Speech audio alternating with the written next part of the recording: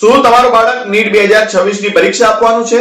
તો સાવધાન, એક નાની ભૂલ તમારા બાળકની આખા વર્ષની મહેનત પર પાણી ફેરવી શકે છે. આ માહિતી તમારા બાળકના ભવિષ્ય માટે ખૂબ જ ગંભીર છે, એટલે અત્યારે જ આ વિડીયો સેવ કરી લો. જુઓ, બાળક તો ભણવામાં વ્યસ્ત હોય છે, એટલે વાલી તરીકે આ ધ્યાન તમારે રાખવું પડશે. નવા નિયમ મુજબ નીટના ફોર્મમાં હવે આધાર કાર્ડની વિગતો મેચ થવી ફરજિયાત છે. એટલે કે નીટનું ફોર્મ ભરાવાનું ટૂંક સમયમાં શરૂ થવાનું છે, જેમાં નામ એ આધાર કાર્ડની અંદર અને તમારા રિઝલ્ટની અંદર સેમ હોવું ખૂબ જ જરૂરી છે. તમારા બાળકના આધાર કાર્ડમાં કઈ 5 વસ્તુઓ ચેક કરવાની છે એ જણાવું પહેલા માંગરોળ અપડેટ યુટ્યુબ ચેનલ અને માંગરોળ અપડેટ ફેસબુક પેજને ફોલો કરવાનું ના ભૂલશો.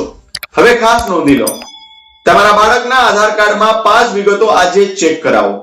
પહેલી વસ્તુ કે બાળકનું જે નામ છે તેમાં સ્પેલિંગ છે એ ધોરણ 10 ની માર્કશીટ પ્રમાણે છે કે નહીં, તેને ખાસ ચેક કરો.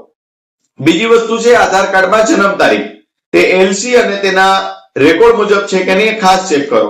અને ત્રીજી વસ્તુ જે છે કે ફોટો. ઘણા વાલી મિત્રો જે બાળકના આધાર કાર્ડમાં જૂના ફોટાઓ હજુ ચાલુ છે, અપડેટ નથી કરાવ્યું, જેના કારણે જૂના ફોટાઓ એમાં બતાવે છે. એટલે ફોટો જો જૂનો ફેસ થતો હોય તો નવો ફોટો બદલવા માટે આધાર કાર્ડ અપડેટ કરી લેવું.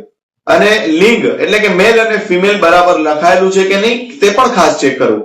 અને બાયોમેટ્રિક અપડેટ એટલે કે જે ફિંગર હોય છે, આંગળાઓના ફિંગર છે એ ખાસ ચેક કરાવવા. આ 5 વસ્તુઓ આધાર કાર્ડ અને તમારી માર્કશીટમાં સેમ છે કે નહીં એ ખાસ ચેક કરાવો. અને આ વિડીયો ધોરણ 12 સાયન્સમાં અભ્યાસ કરતા વિદ્યાર્થીઓના વાલીઓ સુધી ખાસ પહોંચાડો, જેથી કરીને એમનું ભવિષ્ય બચી શકે અને ફોર્મ ભરાય અને કોઈ પણ જાતનું હેરાન થવાનો સમય ના આવે. કારણ કે ફોર્મ ભરવા માટેની સમય ખૂબ જ શોર્ટ હોય છે અને સમય ઉપર વાલીઓ હેરાન થતા હોય છે.